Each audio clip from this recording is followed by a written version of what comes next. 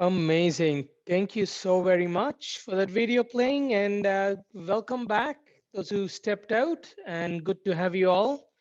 We're going to chat about the next session, which is really very close to my heart and something that I'm so proud of that in our province of Ontario, government made such a bold step with the advice and support from a students association. That says a lot, and that is exactly why we are here, um, to have conversations around this and make more systemic changes that can change the life of students in Canada. So I'm not going to take much time, but I'm going to introduce you to the moderator of the next session. And before I do that, I just want to mention that if anybody needs access to French translation, just click on the globe sign below your screen and you can choose your language. Our colleague Rohini is interpreting the live in French, the session. So the moderator for this session is a very close friend of Meal Exchanges and an amazing friend, I'll say, who's been very dedicated towards food security. Um, so I'm going to welcome Gurneet. Gurneet Dhami is a food policy and research analyst and co-founder of the Youth Food Committee, York Region Food Network. Gurneet supports food security in her role as a food policy and research analyst with the York Region Food Network, additionally, as a co founder of the Youth Food Committee. She provides mentorship for youth to speak up on food issues in York Region and beyond. Gurneet is currently completing her master's and training as a dietitian from Mount St. Vincent University in Halifax, Nova Scotia. She has previously completed her undergrad studies and certificate in food security. Uh, in her work, Gurneet approaches food from an anti-racist and systems approach to create a space for meaningful and transformative action. Gurneet, if you don't follow Gurneet on social media or Instagram, you should, because there is so much to learn from her social media post. Look her up. So without much delay, I'm going to pass on to Gurneet. Gurneet, take it over. Thank you so much, Suman, and thanks again for Meal Exchange for hosting me virtually. And I know this is going to be a really fruitful conversation for myself, who does work in, in provincial food, and we have a really great line of panelists, including Deb Matthews and Eddie Avila. And I guess we'll just get into it. We have a trailer before we get into the session.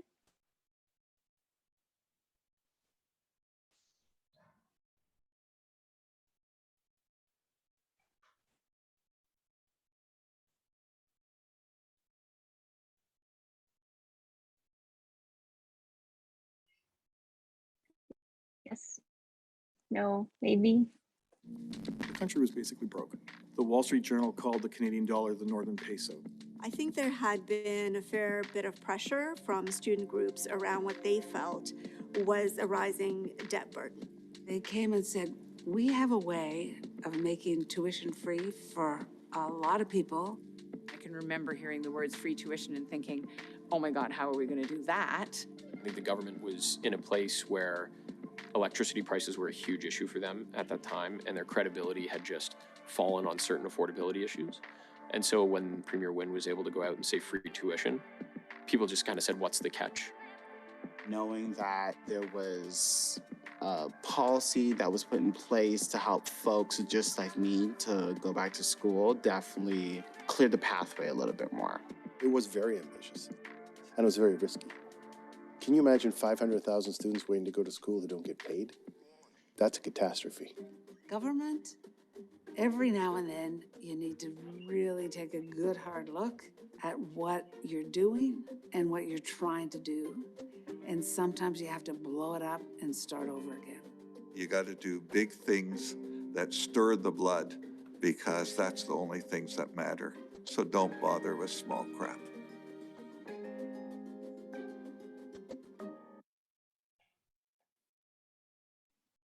What a trailer. And I feel like we can all be a part of this movie together with our conversation today and hopefully can come to light. So I'd like to introduce one of our panelists today, who is Eddie Avila.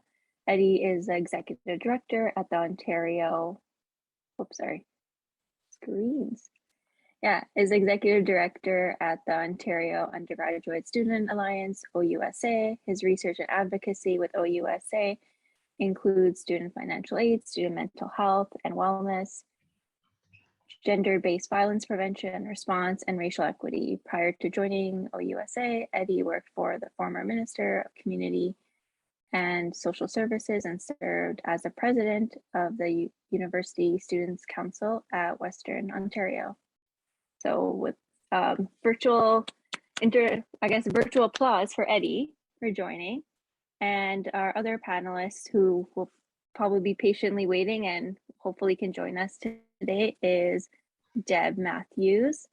And Deb is a former Deputy Premier of Ontario and has an array of really great bio actually, earned a PhD, also a Western connection, earned a PhD in 2005 in social demography with an interest and impact on immigration in Canada, elected into the Ontario legislature for London North in 2003 and served until 2018.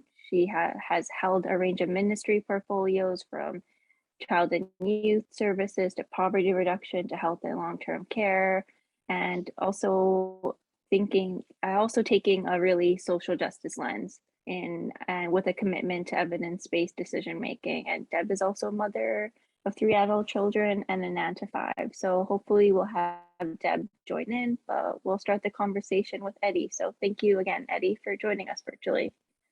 Thank you for having me. Yeah, I'm super excited to be here. I know that the session right before us did a really good job of setting up, I think, a lot of the conversations we'll have today.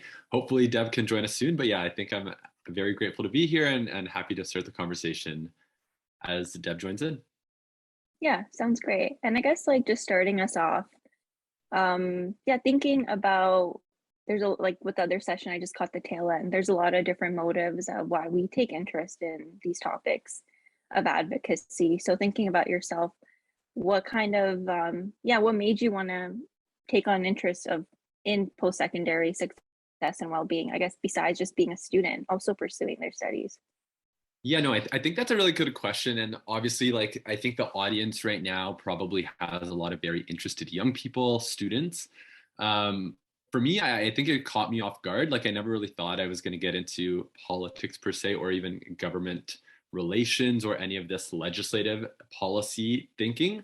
But as I progressed through university, I went to Western as well. And fun little fact, like Deb had been my MPP in my local riding for years. Like I remember her coming to my elementary school back in the day when she was first elected. So I was like very aware of who Deb was and her role in our community. But as I progressed through Western, I think it was more so just like the desire to try to like help and see and address, first identify concerns and then see how you could possibly address them through a student lens. So that ultimately led me to like run for the University Students' Council eventually in my final year at being at Western. And yeah, like I think that did open my eyes. First off, I saw like the power that students actually had as a collective. And I also saw kind of the importance of just listening. And I think like that's one thing that I've always known and really respected about Deb is like she's a very, very good listener. She's not only like well researched and well prepared, but she also always wants to listen. And I think like in all of these conversations when we're talking about policy development and kind of like student collectives and movements, like there is that level of importance when it comes to like you have to understand what the students on the ground are saying, and you have to be receptive to that kind of comments, critiques, concerns. So I think all of that is something that like led me to become very involved. Obviously now I'm in a more supportive role. So maybe as like I can talk a little bit about what USA is and how we operate. So You heard from Austin. Austin did a great job in the session right before us, but that's an example of one of our student leaders who's on our board of directors. So we have a board of directors that's completely comprised of student leaders and students. So they lead the direction of the organization. And then you have a few full-time staff like myself who are not students, kind of doing some of the background help and research. The other thing that I'll also mention is that all of our recommendations come from a policy library. So our policy library is developed by students, written by students, passed by students, and with some staff support for like research. But ultimately, we're only really allowed to say anything that's included in our policy library. So as we kind of dive into this specific policy when it comes to targeted free tuition or free tuition, or kind of like that net tuition discount program that ultimately became the targeted free tuition. All of that was led by students. And I think that's something that I'll keep reiterating, that there is a lot of power when you center the voices of students at the very core of everything that you're doing. So that's a little bit about how I got involved. A little bit about USA, but I'm very happy to kind of continue the discussion and for some of these prompts, especially when it comes to like what led up to this policy development.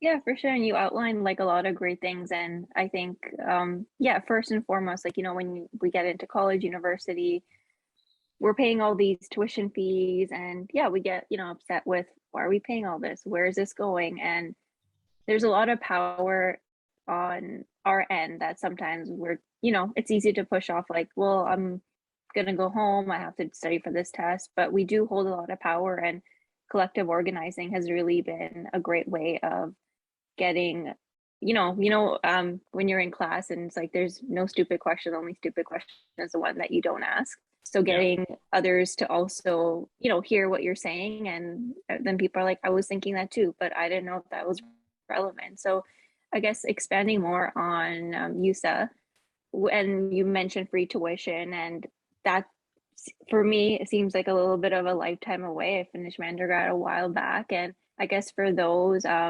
even when it came from from the student advocacy place, and I'm sure it can come back. And I guess just if you could fill in some gaps about how it kind of came to be and how can it re-emerge, because I think with COVID and looking at all the inflation prices, this is a possibility, but how can it be a possibility? And maybe what are the changing times from when it first occurred and the advocacy was happening in your term, like when you were as a student as well, and this, or like what are the changes happening along the way?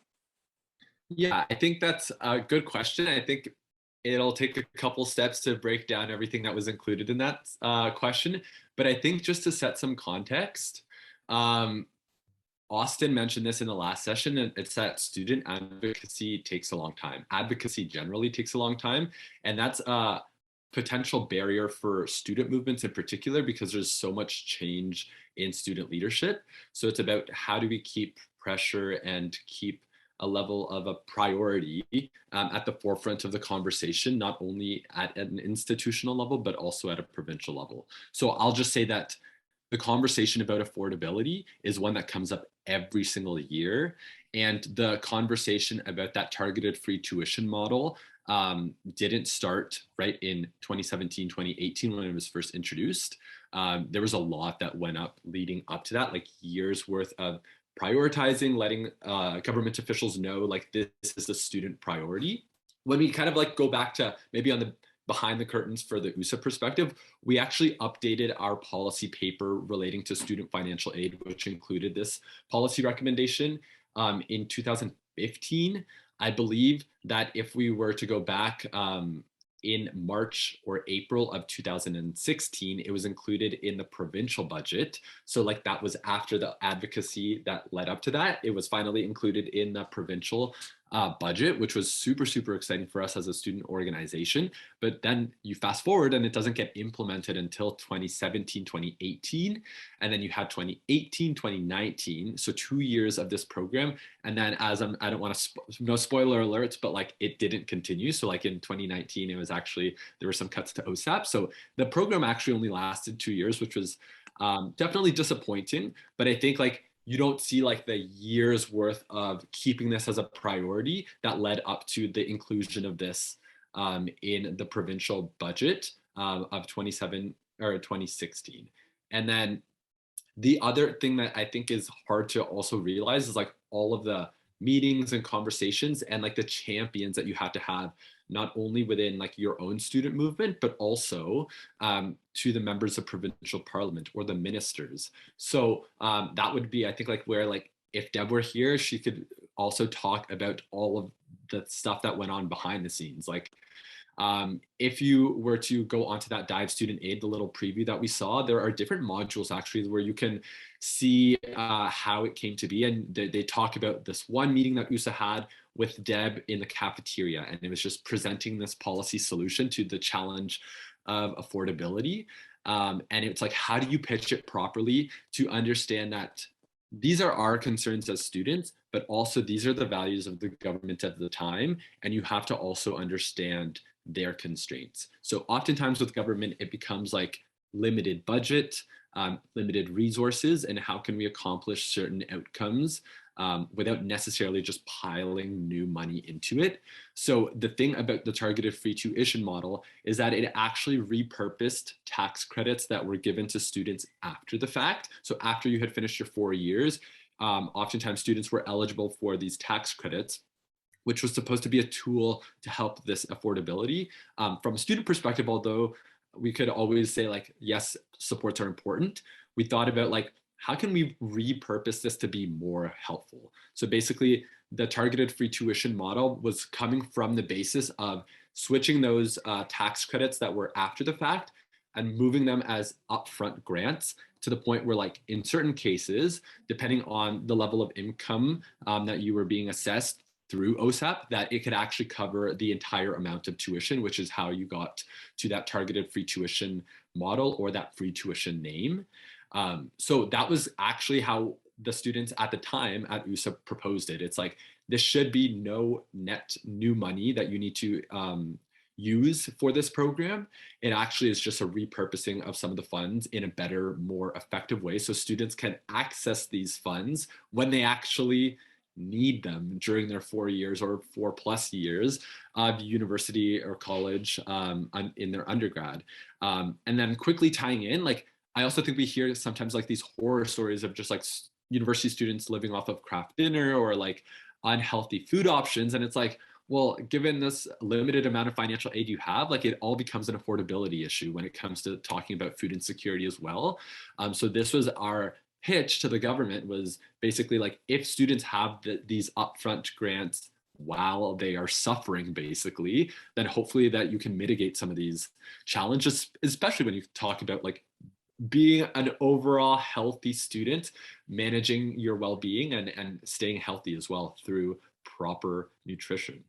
So that's a couple of the pieces, kind of like what led up to the policy, but also kind of the pitch that we tried to use with the government at the time to understand where their constraints were and where maybe our priorities and values were also aligned. Mm-hmm. Yeah. And you touched on a lot of great points. And I guess just from a nutrition perspective, and I guess this also kind of goes with thinking about long-term policy. We always, dream of doing a preventive approach, if we can get all funding or budgeting and figure out like putting all our eggs in a line. Yeah, just trying to make the best of the situation, and why not do it today then, being like, once you get a job, once you're not going to be a starving student anymore. But at the same time, there's a lot of other like student loans, a lot of other things that you have to start paying for, affordability, getting a house, renting, and everything piles up. So you end up being in this cycle on and on and on. And I'm just looking also in the chat, we have a few questions that are, I guess, expanding on what you've already spoken about. And I know when we talk about free tuition, you gave us a really good layout. And I guess people are also wondering, when you think about that free tuition model, it's kind of like repurposing funds that we already have. It's not, adding more taxes and things like that. And sometimes that's hard to get our heads around, our politicians' heads around. And there is a way to repurpose funds. And can you talk about if there's any other models or Canadian comparison or models that do that maybe in different sectors, or what other countries are doing? Yeah, like I think that's a fair question. I can't say like I know the model of every other province. I do think that Ontario was a leader when it came to that like implementation of targeted free tuition.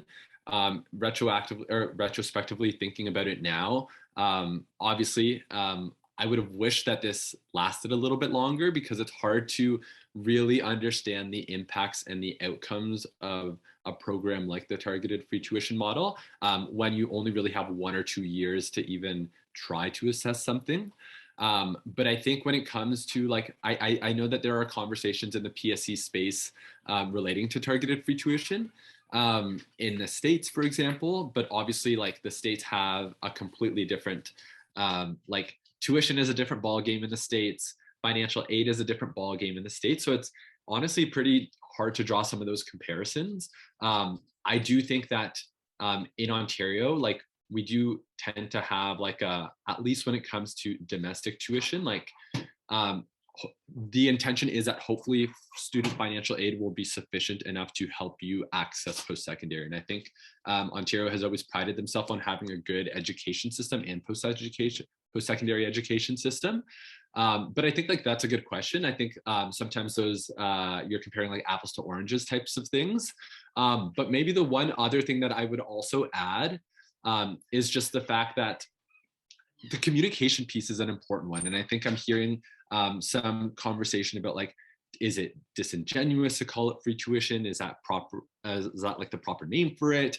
Are we talking about tuition? Are we talking about financial aid? And I know that that's something that really confused me when I first started hearing about these things. Ultimately, it is a financial aid model. So it's basically saying like, you will receive enough OSAP that it should cover the complete amount of your tuition. It's not like a reduction in tuition or anything like that, but that's basically, it's a student financial aid tool. So through OSAP.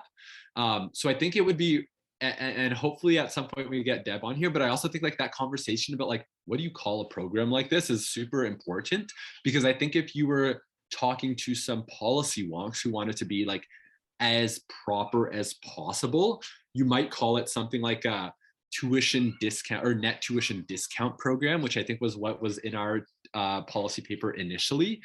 You might also really focus on the fact that it was targeted free tuition. So it wasn't free tuition for everybody. It was for those in kind of like that lowest income bracket.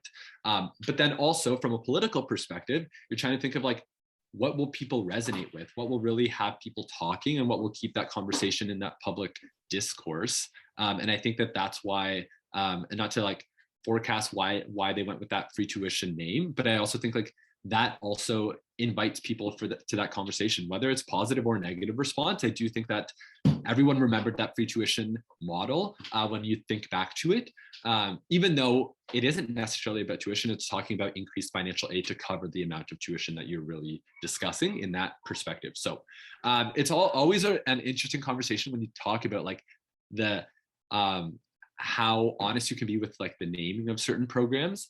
But ultimately, I think from a student perspective, looking at the policy recommendations, it's like we were very, very happy to see that there was a government who would be willing to prioritize student needs and to be willing to even take that political risk, have the courage to say like we really, really prioritize the accessibility of post-secondary education in Ontario, and this is what we're going to move forward with.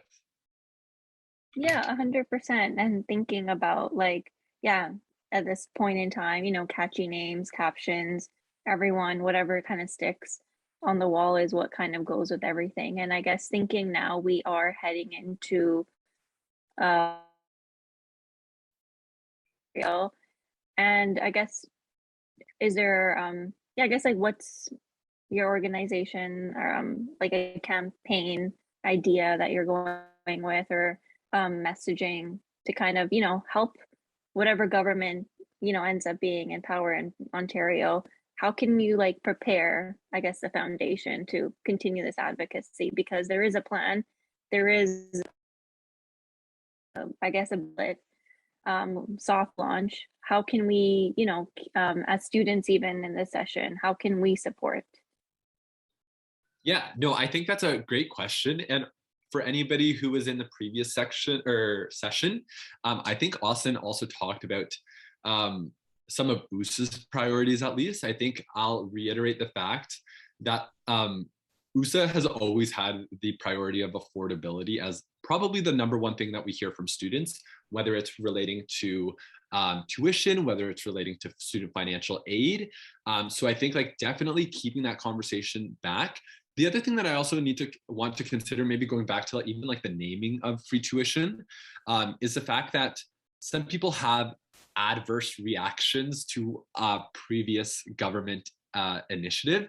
And I also think like, if we really want to think about the outcomes of what we want for future supports for students, I think we also have to be okay with letting go of previous names and just like trying to think of what the outcome. Like if I want increased student financial aid for students, I think we need to be adaptable to whatever political party, and when we're talking about party platforms, like how they can commit to financial aid as well, even if it doesn't come in that targeted free tuition or free tuition name.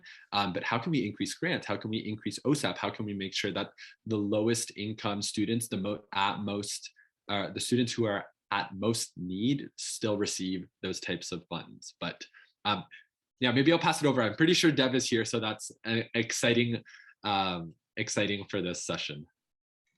Yeah, thanks for that point, Eddie. And definitely like at the same time, yeah, I guess we'll be introducing Deb shortly, but just because there's a new political party in charge, the issues remain the same. We're still all here, whether we voted for the incoming party or not. We have our voices are valid, and we need to definitely advocate for that. And hi, Deb. We just we're kind of in the student perspective of the discussion, and I had your intro a little bit earlier. And we like to welcome you in to the conversation for giving us your political side.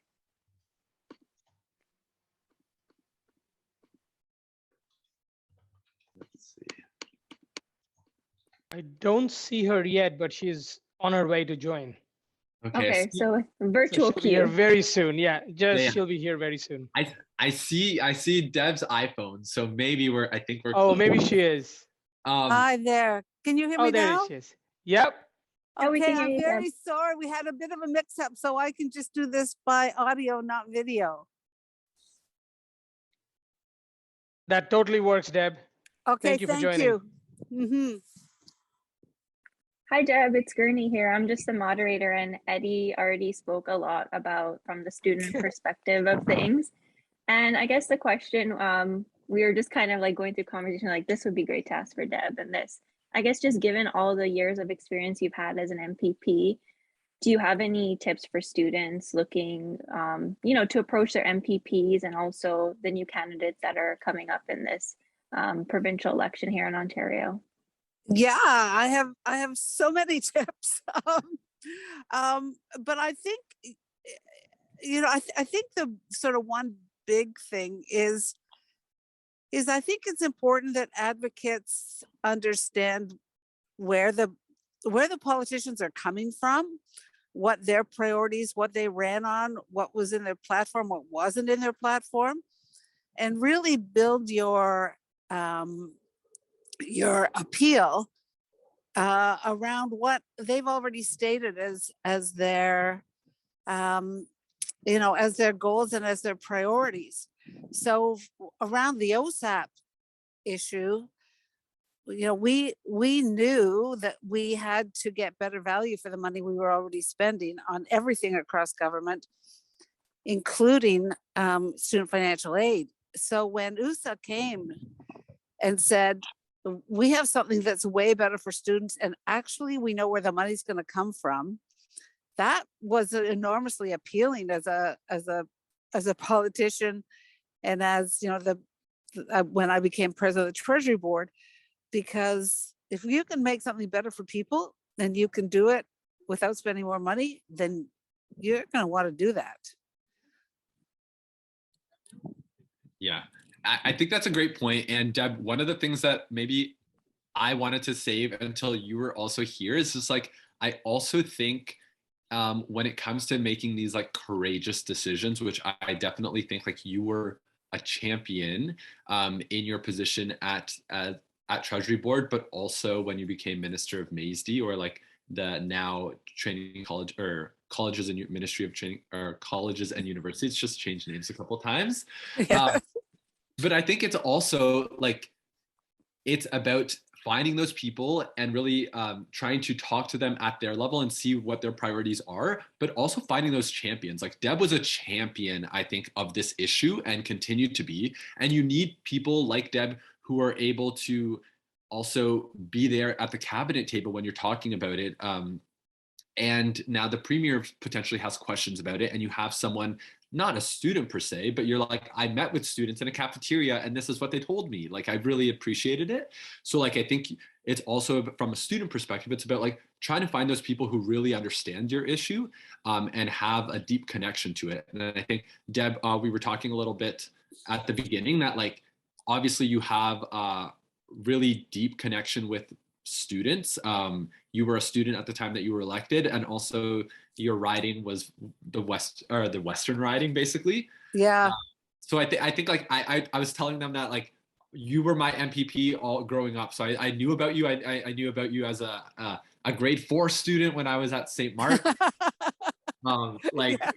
So I think it's also trying to like figure out who is going to help you in these conversations, and also making sure that you're keeping that relationship and finding those points of interest that both of you share.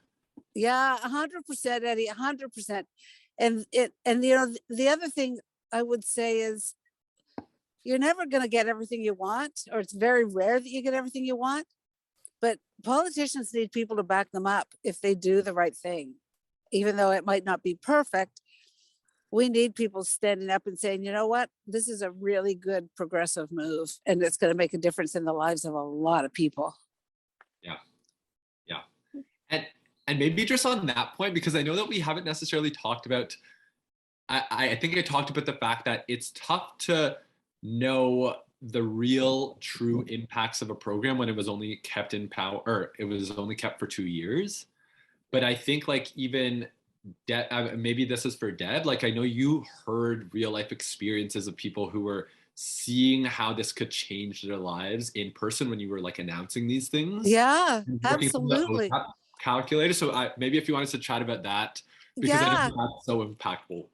So a big part of my job when I became Minister of Advanced Education was to actually get out and make sure people knew the changes to OSAP, knew that the window of opportunity had opened really wide for a lot of people who previously had discounted themselves from going on to post-secondary education. So I'd go to high schools and I'd do demos of the calculator, which in just a couple of minutes, you could really see how much aid you were likely to get and what the net costs were going to be of you going to school, going down to post-secondary. So remember on my very last day on the job, I went to high school and demonstrated on the calculator, and it was great. And then one grade 12 student said, well, what about me? I don't get any parental support. I would love to go on, but I know I can't.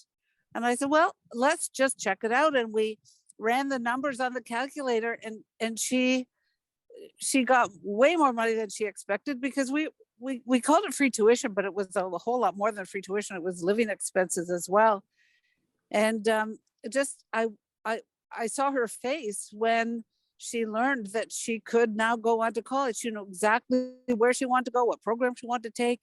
And it was like, holy smokes, like this is changing the trajectory of her life. The other ones, I mean, we would see, statistics about who was accessing OSAP, like a 36% increase in 1 year of single parents. I mean, that's awesome, because, when a single mom goes to school, and I knew because I was a single mom at school, it really encourages your kids. So you're not just changing your life, you're changing your kids' lives too. And so it was amazing to see, Indigenous kids up 36% in 1 year, number of Indigenous kids accessing OSAP. Like, how life-changing is that? And, it's more than their life. It's their community. It's their family. Yeah, 100%. And just kind of the, I guess the points that Deb and Eddie are really like making that really connect back to, I guess, meal exchange and food insecurity. Food insecurity is all about income security. And with income security, we can really, raise our, standard of living and getting access to education and a lot of different things. So it really does come back to income. And I guess you've both shared a lot of great things about, the program and advocacy work. What about behind the scenes? And I see some questions also coming in. There's definitely, with politics, a lot of hurdles and behind the scenes work of, it takes Eddie mentioned earlier, it took a long time just to get the program, and it only ran for about 2 years. So what was the behind the scenes work, and what are things people maybe don't know that you have to go through, Deb? And also, I guess, with the student perspective, because yes, students are going to school and advocating, but there's a lot of like homework that you don't get to see, and all you see is like a nice, like someone going and on TV and giving a speech. Yeah, So if you, I mean, yeah, there's so much that goes on behind the scenes. When I think back to the time we were working on this, a big part of the changes to OSAP involved the calculator, because we wanted people to be able to see what support there was. And we want to be upfront, and we want to be super clear. So in order to get that calculator working, in order to simplify the program, we actually had to go through all of the rules about around what counts as income, what counts as assets, all that stuff. So we really went through rule by rule by rule, and tried to simplify the whole system. So you wouldn't have known that as a student, but there was a ton of work, and we really worked. The digital government team worked with the ministry, 2 ministries, right?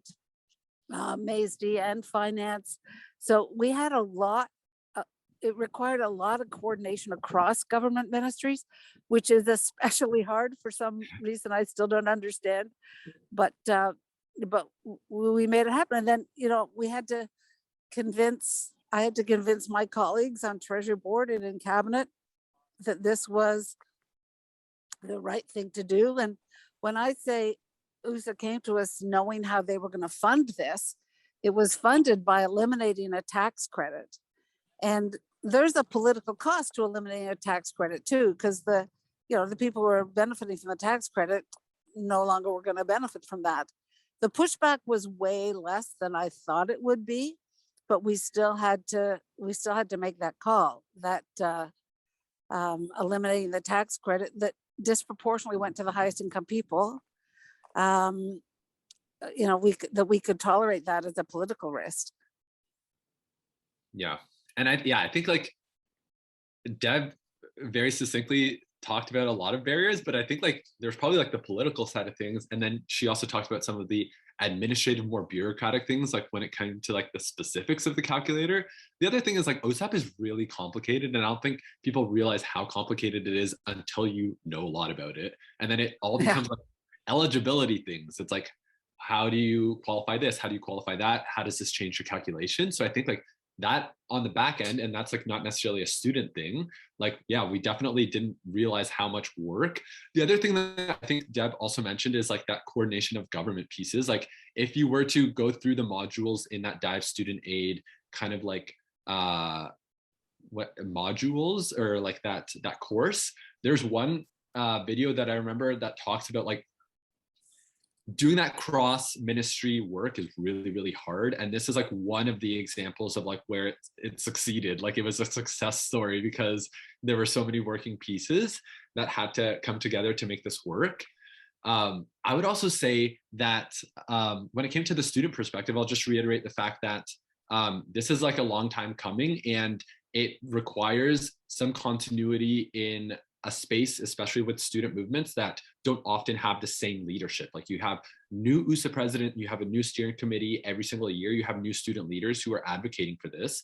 So I think for any of the students or the young people on the call thinking about how could they possibly like work with their organizations on the ground, it's like, I think it's also trying to figure out which processes you can cement that will be a little bit longer term than maybe the 1-year term that you hold. So that could be creating a policy process that's maybe updating every 3 years or 4 years. So you have a little bit of that continuity as to what you're asking for.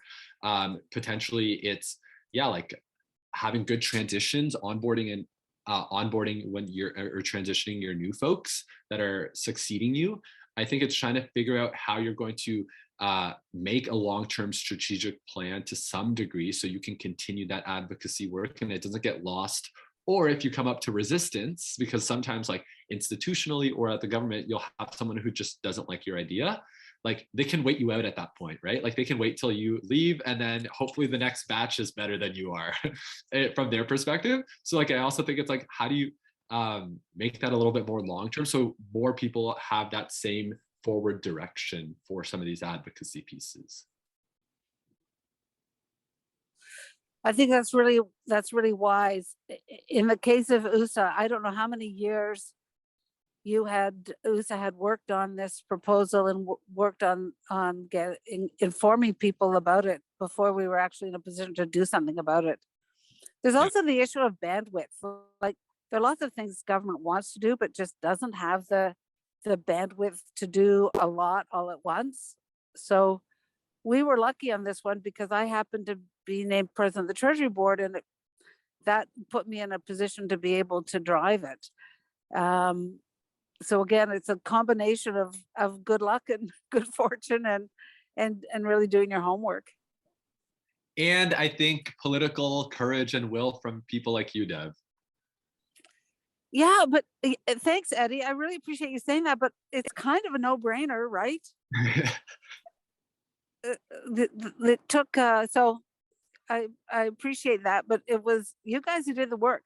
You guys came to us and it was a really thoughtful presentation, and like you'd thought of everything and you thought about our constraints, our as government constraints. And so it was, you know, I tell people that this was the very best advocacy work I've ever seen. Came from USA and it had terrific results. Short-lived as they may have been. Yes. Yeah, but definitely creating a foundation for the future. And I guess before we go into questions, I like to just like maybe wrap up our section. And I know we're always reading a lot of headlines in the news. Maybe from both of you, we'll start with Eddie and then go to Deb. What's a headline you'd like to see in the news coming forward? And, you know, it's all about manifestation, reimagining the future.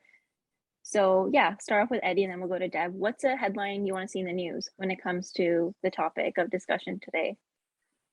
Yeah, like I would love to see students, post-secondary students generally, not just college students, not just university students, but like post-secondary and young people generally, like being a point of priority. Like I think like depending on, I think certain people decide oftentimes when it gets into election mode, who is going to potentially vote for their party in order to get reelected. And again, like not trying to make this super partisan, but I do think like every political party, every single person in government should understand the value of young people, the value of a highly skilled workforce, and the value of a healthy university or college student. And I think right now when we're talking about like food insecurity, we're talking about general wellness, not only mental, but also physical, financial wellness. Like I think like putting them as a priority, I think would be something that I'd be really happy to see. And I think like regardless of partisan stripe, like I think young people are an investment into the future of our province. And I think like that's what I would want to see. 100%. So my headline is, yes, you can. Ontario's economic growth strategy based on highly skilled workforce, access to post-secondary for everyone. I love that. That's why Deb was in politics and not me. Just you wait, Eddie. Just you wait.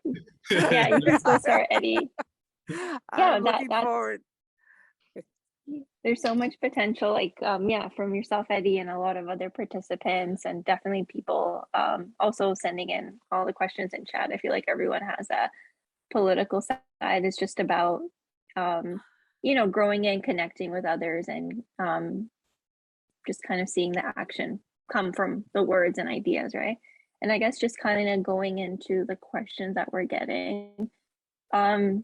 There's also a question for you and I, Eddie. How did you get involved with policy, even though you came from a non-political background? You want to start? You go. Yeah, You go.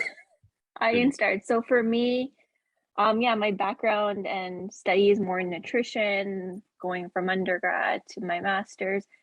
I think I used to do this thing in my community. Maybe it's probably annoying. I would just always want to meet my elected officials, and it was just a curiosity since I was in grade 6.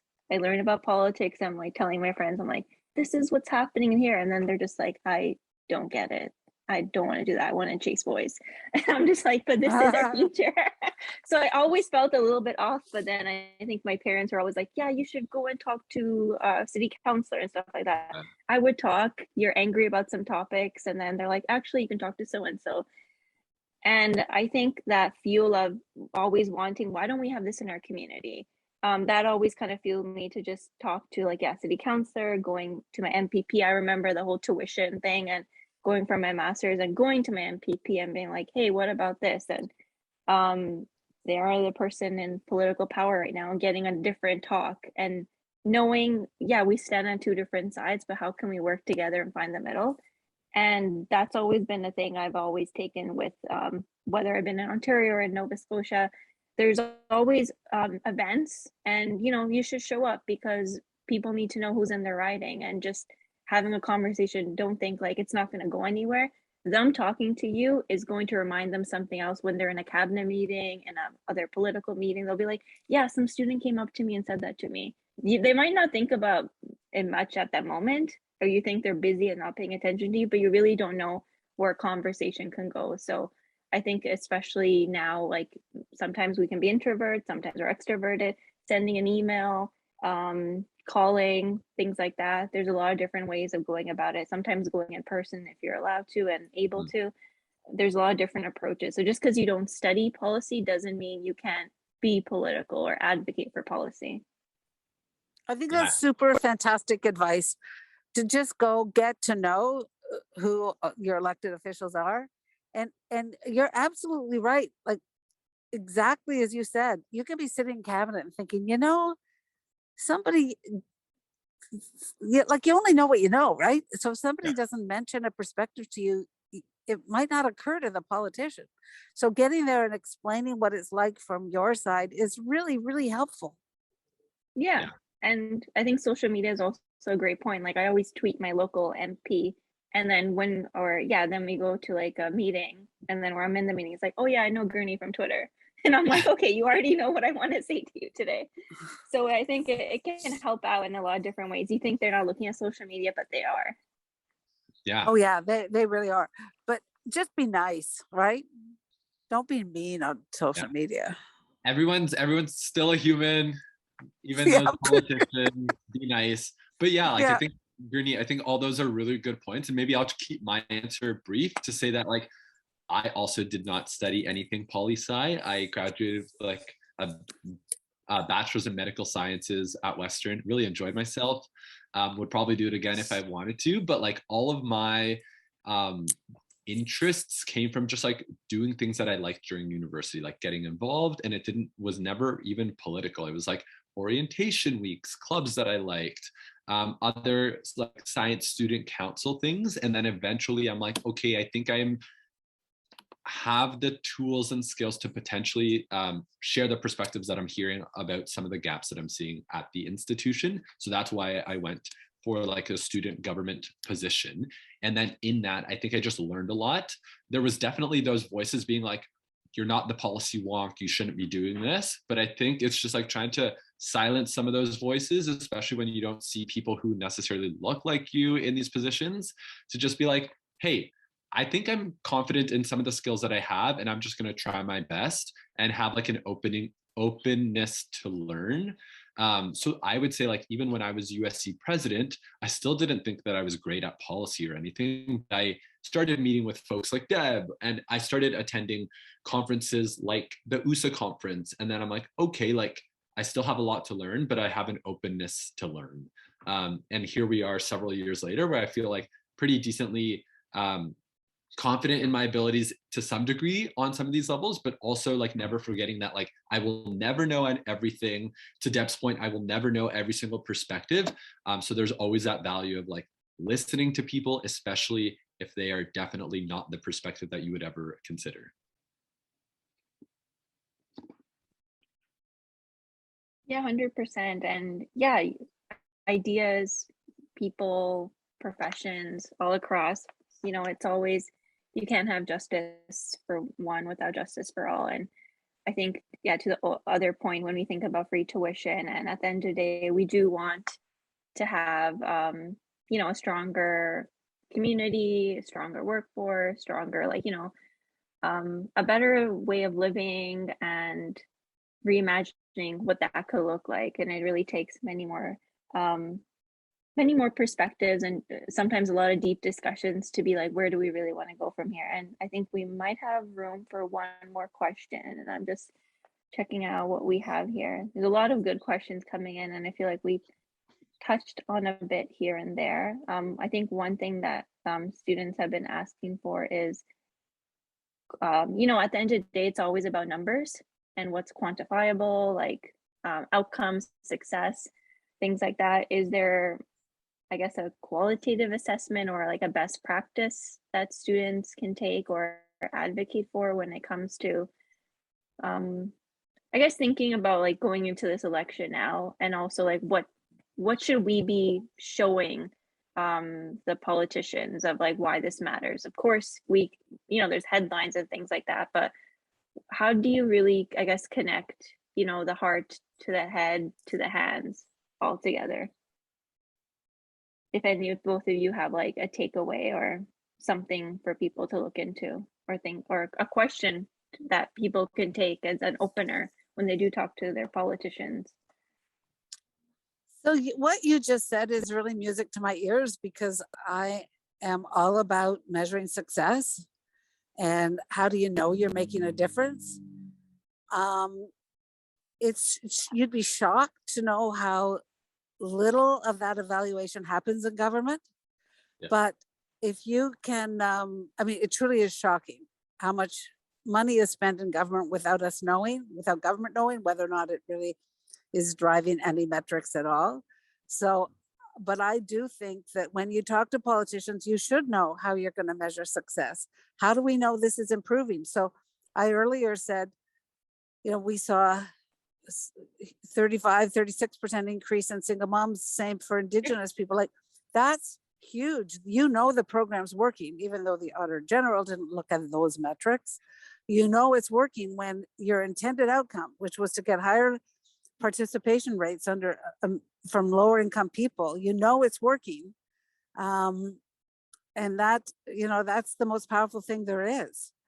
So yes, when you go in, I think it's really important to be able to say what difference you expect will be achieved by this change. But you also have to appeal to the emotional, to the head, right? And, how is this going to play out politically? So although most politicians, including myself, resent it when people tell you the politics, how to do politics. I always say, you let me do the politics. You tell me what we need to change. Yeah. I think those are great points from Deb. The other thing, maybe I'll just add from a student perspective or someone who's like newer to that advocacy realm, is like, you also have to realize or be prepared to how you're going to communicate depending on the audience, especially if it's like, whether it be a student that you're trying to explain this issue to or a member of provincial parliament. Like, not everyone will be an expert on this issue, whether they think so or not. So like, to Deb's point, like, if you have suggestions on how you want something to be measured, like, I think that's a good thing to tell folks, because like Deb probably had meetings with a million different constituents talking about a million different things every single day. So like, I think Deb is an example of a very good politician in that she was very prepared and was very knowledgeable about a lot of things. But that's not the case for everyone. And also it becomes a capacity issue. Like you might really know education or you might really know post-secondary, but you might not know about like what the farmers of Ontario are dealing with right now, for example, right? Like there's such a wide variety of issues. So for yourselves, talking specifically about food insecurity, like not many people or not a lot of people will necessarily have that nuanced understanding. So I think like if you can bring data to back yourself up, if you can bring a couple of student stories, but also if you can provide recommendations and metrics to measure, I think that's helpful. Because what we found out, like Dev quickly mentioned the Auditor General's report, basically they use the metric of overall enrollment, which isn't a great metric if we were specifically talking about the makeup of who was in that enrollment, who was actually being increased in those like lower income brackets. So it's kind of like the makeup, not the overall number. So then when you use the wrong metric, you could potentially paint the wrong picture. And I think like if you suggest what the metrics should be, then I think you guide those folks and steer them in the right direction. Yeah, make sure you talk about why it's important. Yeah, the why is always something that comes up. And sometimes we're like, well, I'm here, I have to do this and this, but like always make sure we get the why across. And I want to thank you again so much, Deb and Eddie, for this fruitful discussion, thinking about how youth can get involved with provincial policy. And this concludes our panel and this session for now. And our next session is a working lunch. So participants are welcome to grab their lunch and join in. The link's going to be the same. And thank you again so much. Thank you. Pleasure. Thanks, Gertie. Nice talking to you, Deb. Bye. Bye, everyone. Thank you. Amazing. That was what a session that was. So as Gurneet mentioned, let's quickly take a few minutes break, use the restroom, grab our waters, grab a lunch, and then we're going to start, let's say, in another 5 to 8 minutes, we're going to start the next session, let's say 1:05. You can hang out with us while we wait. See you soon.